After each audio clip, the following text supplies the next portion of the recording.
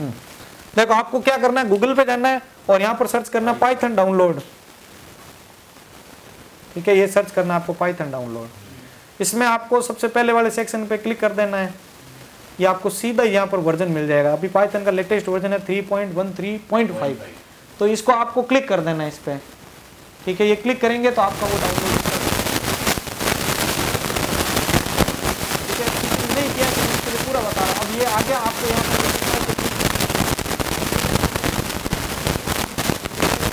आपको double click करना है। ठीक है, ये ऐसा आएगा आपके सामने कि क्या आप इंस्टॉल करना चाहते हो।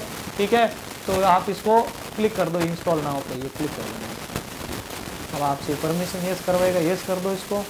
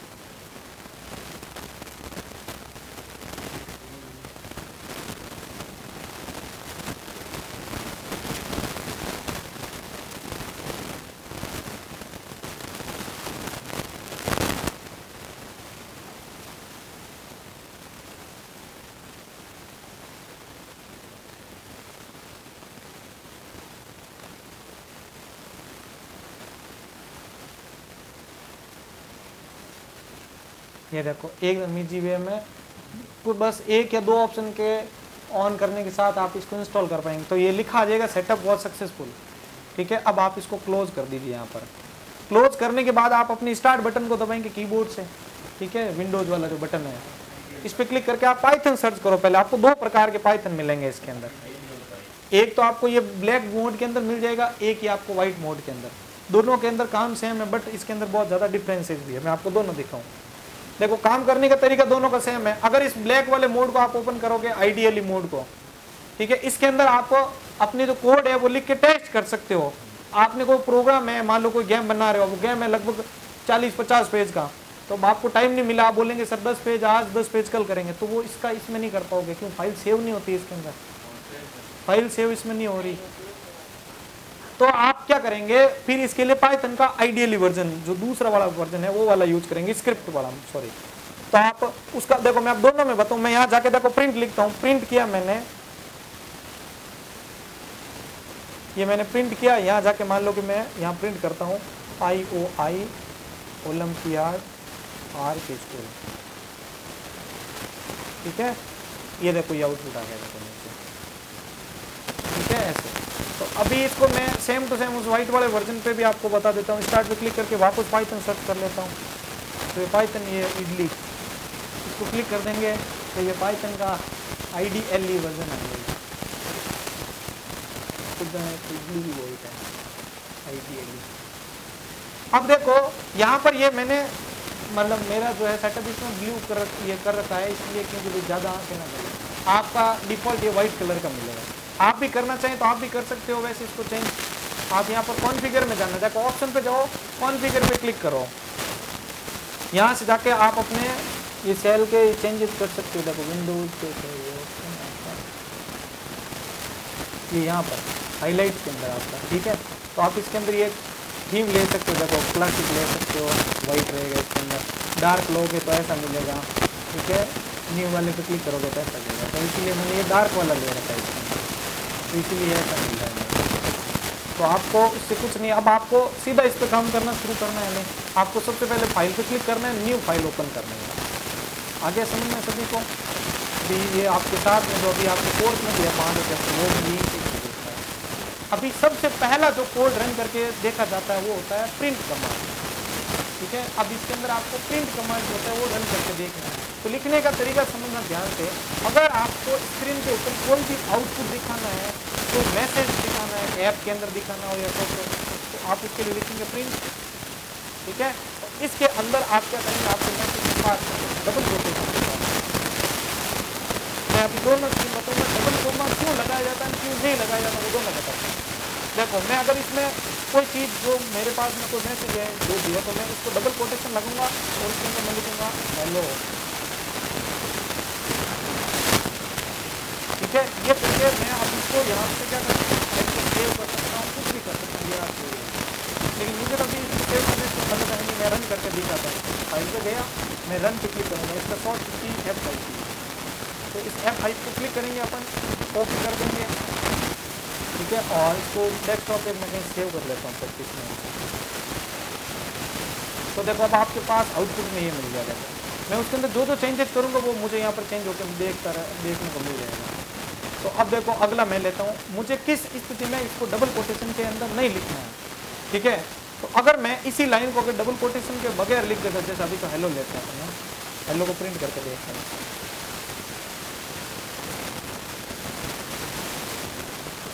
ये मैंने इसको रन किया है, हेलो आउटपुट आ गया। इसको अगर मैं विदाउट कोटेशन प्रिंट करता तो क्या होता, ये रहता है। अगर मैं इसको विदाउट कोटेशन रन करूं तो ये क्या करेगा, मुझे एक एरर दे देगा, ये बोलेगा हेलो क्या है, हमें भी नहीं पता है, ठीक है। इसको पता ही नहीं है हेलो है क्या, इसको पता ही नहीं है मतलब हेलो क्या है। तो पहले आपको इसको डिफाइन करना पड़ेगा, यानी इसको बताना पड़ेगा कि जब भी मैं आगे जाके कहीं पर हेलो लिखता हूँ तो उसका मतलब ये होगा। तो आप इसके लिए क्या करेंगे, एक ऊपर हेलो नाम की जगह प्रिंट, मतलब हेलो नाम का आप यहाँ पर इसके अंदर कोई मैसेज बना देंगे, या कुछ वेरिएबल कहा जाता है इसको बेसिकली, ठीक है, वेरिएबल कहा जाता है। वेरिएबल मतलब आप मेमोरी के अंदर एक जगह बनाएंगे जिसका नाम होगा हेलो, और आप कहते हो कि जब भी इस हेलो को कोई कॉल करता है तो एक मैसेज प्रिंट हो जाना चाहिए, या जो भी वैल्यू है इसकी, जैसे मान लो मैं इसके अंदर वैल्यू डाल देता हूँ। अब मैं इस हेलो को रन करूँगा तो क्या होगा, 4500 के आउटपुट आएगा।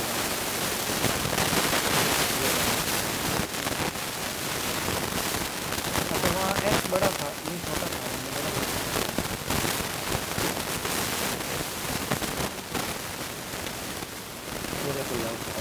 इस बार क्यों एरर नहीं आई, क्योंकि हमने इसको डिफाइन कर दिया हमारे प्रोग्राम के अंदर।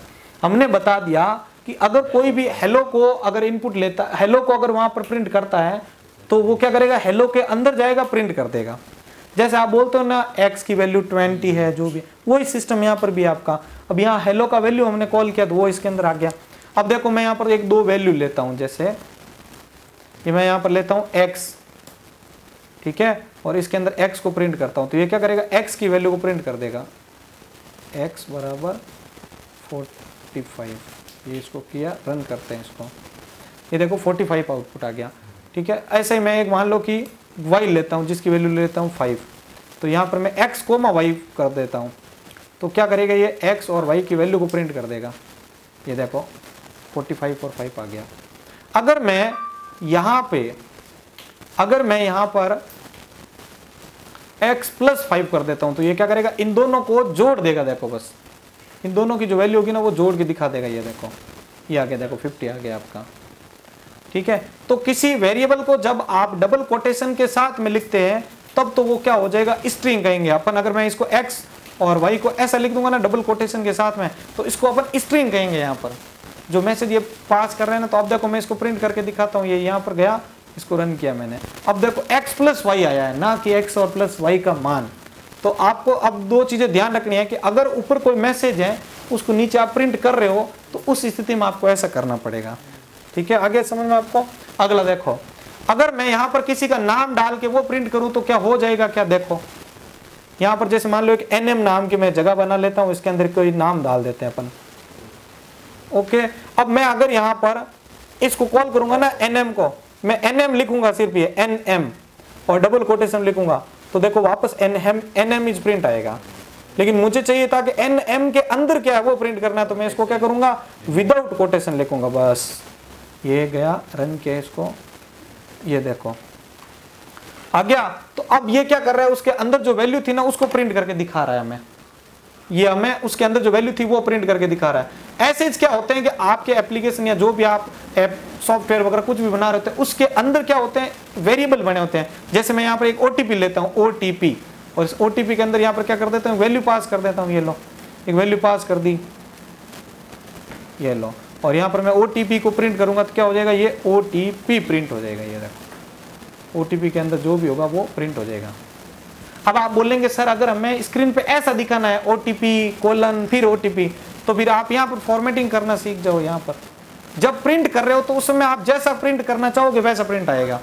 ठीक है, तो मैं यहाँ पर डबल कोटेशन लगाता हूँ, यहाँ ऐसा लिखा हुआ आ जाना चाहिए OTP और फिर कोलन और फिर यहाँ पर कोमा कर दो।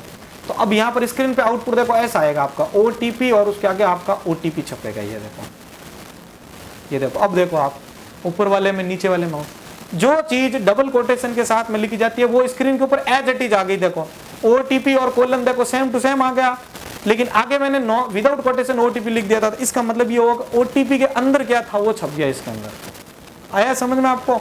ये अभी तो बेस चल रहा है, एकदम बेसिक है, प्रिंट करना सिखा रहा हूँ अभी मैं आपको। तो प्रिंट करने के 2 से 3 मेथड हमने देखे। अगर आप डबल कोटेशन के साथ में उसको लिखते हैं वेरिएबल को, तो वो एज इट इज आपका जो मैसेज होगा वो प्रिंट कर देगा वैल्यू को। लेकिन अगर मैं उसको विदाउट कोटेशन लिखता हूं तो वो क्या करेगा, इसको एज इट इज मैसेज को प्रिंट कर देगा। एक और प्रिंट करने का नया और कंसेप्ट दिखाता हूं मैं। अगर मेरे पास में जैसे यहां पर ये आ रखा था A बराबर 15 और B बराबर 7,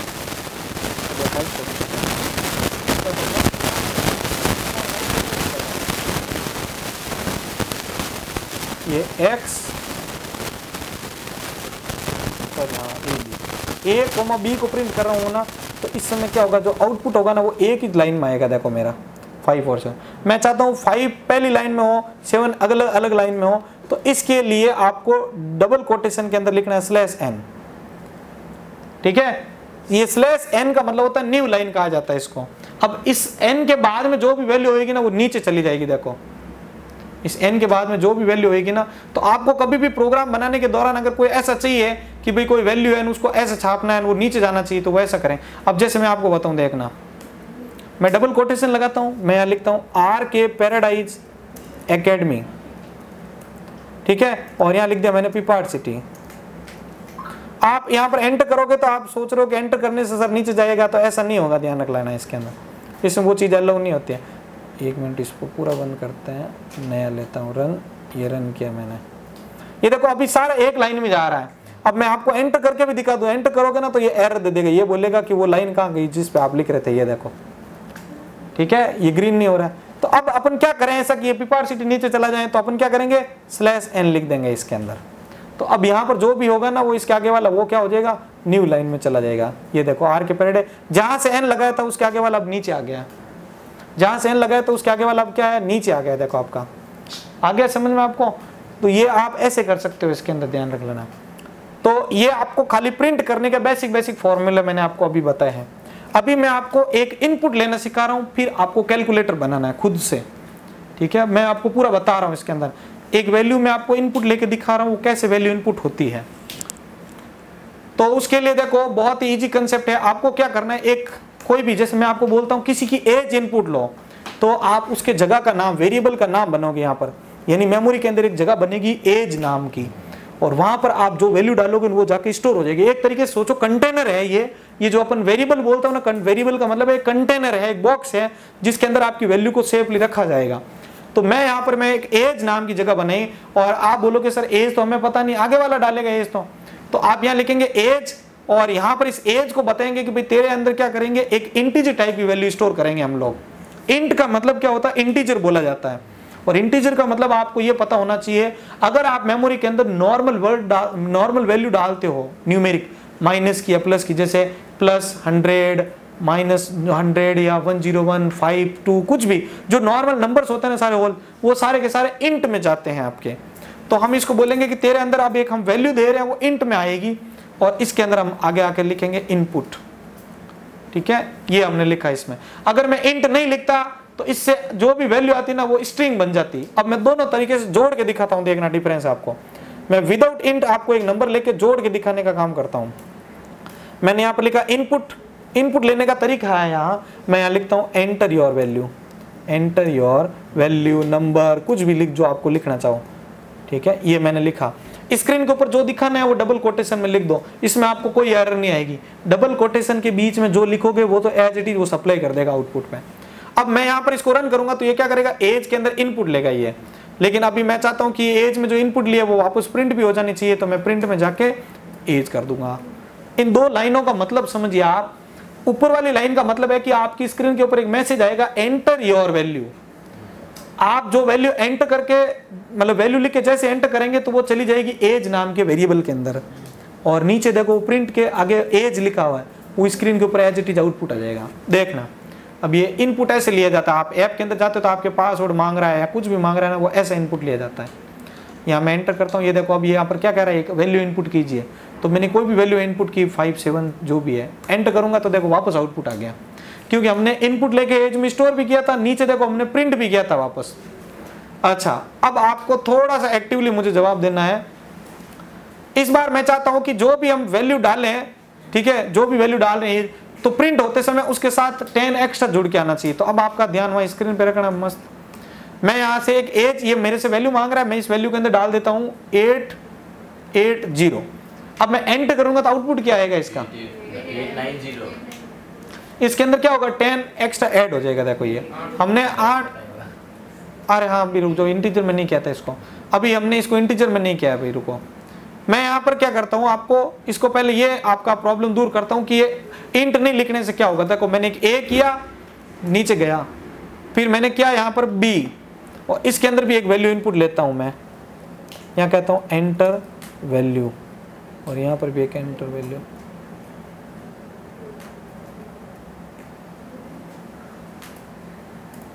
ये दो वैल्यू इनपुट लेगा और यहाँ पर ए और बी को जोड़ करके हमें प्रिंट करके दिखा देगा, ये एंड बी, ठीक है, ए और बी को प्रिंट करके दिखा देगा। अब देखते हैं आउटपुट क्या देता। देखो ये मैंने यहाँ पर किया, अब मैं एक वैल्यू डालता हूँ 50, एक और वैल्यू मांग रहा है, मैं डाल रहा हूँ 5, तो अब आपके हिसाब से आउटपुट क्या आना चाहिए, इसका 55 आना चाहिए, लेकिन ये आउटपुट आएगा 505। ये देखो इसका मतलब ये है कि जब आप विदाउट इंट डिक्लेयर किए, यानी इसको बिना बताए अगर आप इंटीजर इनपुट करते हैं तो वो इनपुट इंटीजर नहीं होता, ये उसको कैरेक्टर मानता है। जैसे मैं अगर यहाँ पर इसमें इनपुट करता ना राम और नीचे में सिंह, तो आउटपुट आता राम सिंह। तो अगर आपको ऐसा ऐप बना रहे हो जिसमें उसका फर्स्ट नेम और लास्ट नेम पूछ के उसको मर्ज करके दिखाना है, तो ये ट्रिक यूज करोगे आप। आ गया, अभी 2-4 प्रोग्राम खुद बनोगे ना, आपको ये सारा टेंशन मिट जाएगा आपका। अगर मैं उस इनपुट के आगे इंट नहीं लिखता हूं तो आपको बस अभी के लिए याद ये रखना है कि वो क्या करेगा, एज अ कैरेक्टर या स्ट्रिंग इनपुट लेगा। तो अभी ये जो 505 यानी ऊपर वाले पे 50 और नीचे जो 5 था ना, वो एज है, इसके लिए कैरेक्टर थे ये। अब मैं देखो दो नाम को भी जोड़ के दिखाऊं, देखो इसको हम गए यहां से, एक रन करते हैं वापस। इसने बोला एक वैल्यू इनपुट करो, तो मैंने एक वैल्यू डाल दी यहाँ पर, जैसे दिनेश, एंटर किया, इसने कहा एक और वैल्यू डालो, अब मान लो मैंने डाल दिया सोनी, अब एंटर करूंगा तो आउटपुट दिनेश सोनी आ जाएगा। देखो अभी स्पेस नहीं आया, वो भी मैं बताऊंगा स्पेस क्यों नहीं आया वो। तो आपको अभी ये चीज समझ में आई, जब आप इनपुट के आगे इंटीजर नहीं लिखेंगे ना तो ये आउटपुट आएगा, मतलब वो उसको कॉन्केटिनेट कर देगा आपकी इंग्लिश की भाषा में, समझो। अब मेरे को चाहिए कि सर हमें तो कैलकुलेटर बनाना है, जोड़ के दिखाना है, तो अपन लोग क्या करेंगे, इसके आगे इसको बोलेंगे कि जो वैल्यू इनपुट आ रही है उसको तुझे क्या करना है, इंटीजर में कन्वर्ट करना है। अभी देखो ब्रैकेट कितने ओपन किए हमने, ओपन कितने किए, 2, तो वापस बंद कितना किया हमने, 1। अब एक और ब्रैकेट बंद करो, देखो जैसे बंद करोगे ये डिटेक्ट कर लेगा। देखो जितने ब्रैकेट आप ओपन कर रहे होते हैं उतने आपको बंद भी करने। अब मैं यहाँ पर वापस लिखता हूँ इंट और लास्ट में जाके इसको बंद कर देता हूँ। हेलो, अब देखो मैं इसी प्रोग्राम को वापस रन करके दिखाता हूँ। इस बार देखना आउटपुट क्या आएगा। यहाँ पर गया, ये कमांड को रन किया, एंटर, पहली वैल्यू डालता हूँ 50, दूसरी 5, एंटर, ये देखो 55 आ गया इसमें। तो हमारा एक छोटा सा मिनी कैलकुलेटर बन के तैयार हो गया, जिसमें हमसे ये दो वैल्यू को इनपुट लेगा और उसको जोड़ के दिखा देगा। लेकिन आपको ध्यान ये रखना है कि उसके आगे इंट लिखना जरूरी है। अगर आपकी वैल्यू दशमलव में है तो आपको फ्लोट लिखना है, यहाँ पर FLOAT, ठीक है, इसको फ्लोट लिखना पड़ेगा।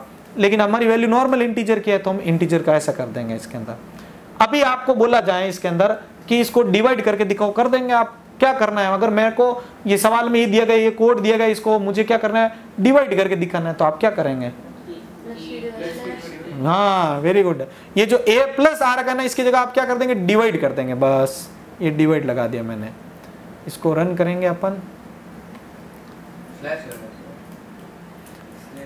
अब देखो यहाँ पर मैं एक वैल्यू डालता हूँ इसके अंदर, पहली वैल्यू मैंने डाली 14, एंटर किया 2 डाला, ये देखो आउटपुट 7.0 आ गया। अब कई बार ऐसा भी होता है, कुछ बोलते हैं कि सर हमें तो ये 0.0 नहीं चाहिए इसके अंदर, हमें तो ओनली इंटीजर चाहिए। तो आपको क्या करना है, इसको कहते हैं डिवीजन, ये सिंबल जो सिंगल डिवीजन है ना, इसको अगर मैं इसकी 2 बार ऐसे कर दूं ना डिवाइड, तो अब ये क्या कर देगा, पॉइंट की वैल्यू को रिमूव कर देगा। देखो सेम प्रोग्राम को वापस रन करता हूं मैं, ये 14 एंटर और 2, देखो इस बार 7 ही जाएगा हमारे। इसको फ्लोर डिवीजन बोलते हैं, फ्लोर डिवीजन। और सर पॉइंट में ही हो तो वैल्यू तो वो रहेगी ना, उसके अंदर सिंगल डिवीजन ही लगाओ आप खाली, उसमें फिर आपको सिर्फ सिंगल डिवीजन का ही यूज करना है आपको, ठीक है। सिंगल डिवीजन इनपुट लेगा, सिंगल डिवीजन से ये करेगा आपको। अभी बेसिक कैलकुलेटर का आपको ये समझ में आया। अभी आपको एक आपके पास में नोटबुक में एक फटाफट मुझे प्रोग्राम बना के दिखाना है, जिसमें क्या करना है, एक यूजर से आपको सैलरी इनपुट लेनी है, ठीक है। एक यूजर से सैलरी इनपुट लेनी है और उसको 100 रुपए बोनस ऐड करके दिखाना है। कैसे करके दिखाएंगे हम, यूजर एक सैलरी इनपुट करेगा जगह के अंदर, जैसे मैंने ये भी बना रखा, आप अपनी मर्जी से सैलरी कुछ जगह नाम बना दो, उसको बोलो कि आपकी सैलरी इनपुट करो, हाँ इनपुट प्रिंट होते टाइम उसके अंदर 100 रुपए का बोनस ऐड करके दिखाना है।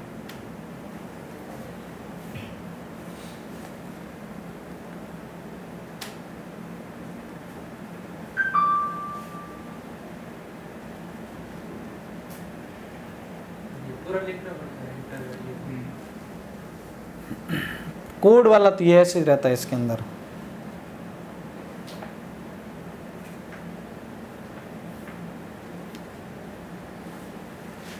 संडे को जिसके पास लैपटॉप है तो वो स्कूल में लैपटॉप लेके आना, क्यों उस दिन कोई भी नंबर लिख, हाँ कोई भी सैलरी कुछ भी हो सकती है, क्यों इनपुट कोई भी कर सकता है वो तो।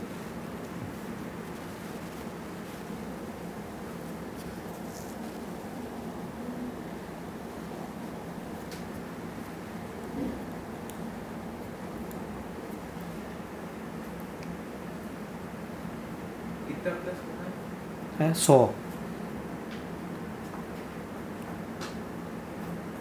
हो गया सभी के।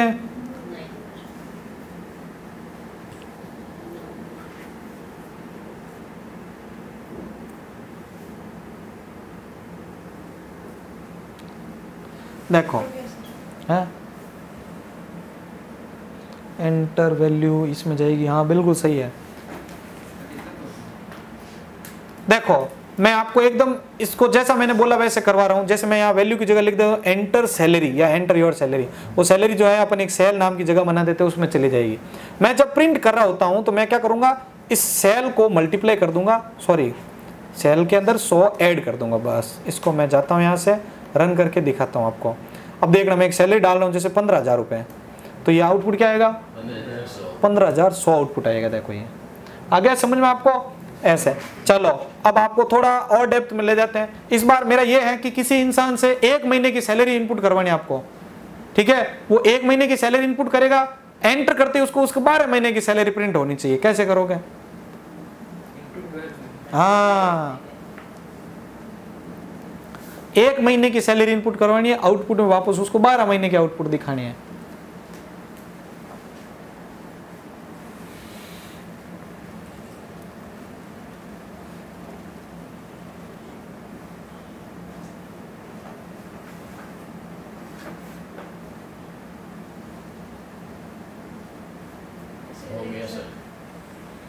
एंट्री और वैल्यू और इसको ऐसे, हाँ ये सही है।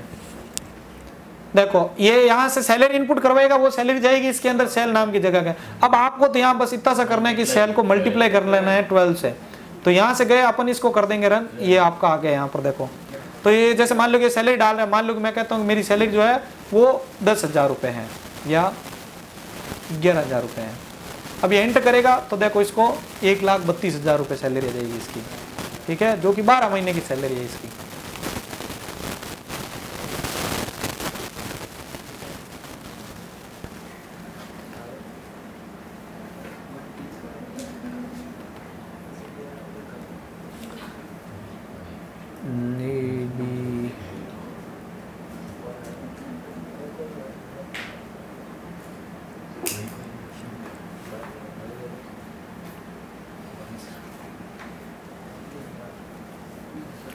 अब मैं आपको ऑपरेटर का चैप्टर आज पूरा करवा रहा हूँ ताकि कल जो गेमिंग वाले आप जो पोर्शन बनाएंगे तो उसमें आपको प्रॉब्लम नहीं आएगी। कल अपन प्रोजेक्ट रखेंगे एक तो इंडियन क्रिकेट टीम का प्लेयर्स के वैल्यू वगैरह इनपुट करके आपको उसमें विन वगैरह कौन होगा वो चेक करेंगे।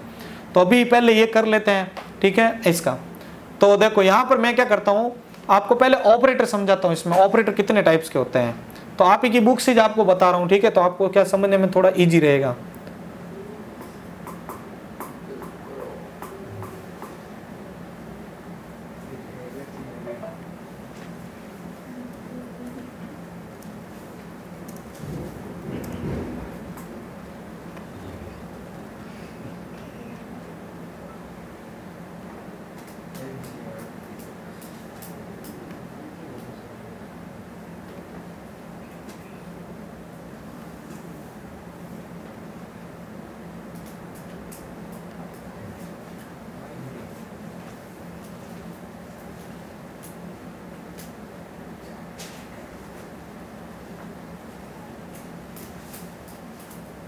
ये आ गई आपकी पाइथन डेस्कटॉप सेव।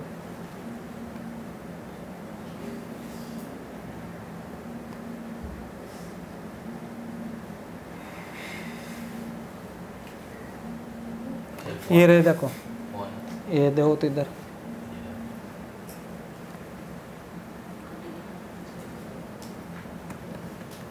देखो यहाँ पर आपको ऑपरेटर दे रखे हैं। ऑपरेटर देखो, ठीक है। अगर आप कोई दो वेरिएबल जैसे हमने अभी बनाए थे वहां पर देखो वैसे कि वैसे यहाँ पर भी है। ये देखो ये अगर मैं यहाँ पर प्लस करता हूं तो ये दो वेरिएबल को आपस में वेरिएबल की वैल्यू को जोड़ के दिखाता है, ठीक है। ऐसे मैं माइनस करूंगा तो ये सब्ट्रैक्ट करके दिखा देगा। दो में से एक बड़ी में से वैल्यू होगी, दूसरी वो लेस कर देगा ए में से बी जो भी है। मल्टीप्लिकेशन के अंदर क्या होगा, आपके दो वेरिएबल जैसे num का मान 5 है, num2 का मान 6 है, तो इन दोनों को आपस में गुणा किया 5 को 6 से तो आउटपुट कितना 30 आ गया।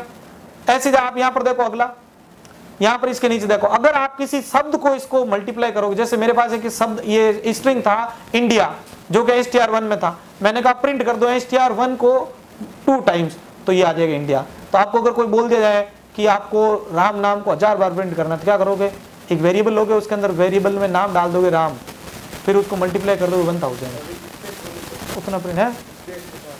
हाँ तो स्पेस डाल दो उसके अंदर, स्पेस प्रिंट होते समय स्पेस डाल दो। अब देखो डिवीजन करना है मेरे को, तो डिवीजन करने के लिए देखो मैंने इसमें बताया था आपको इसका जो आउटपुट आएगा वो ऐसा फ्लोट में आएगा।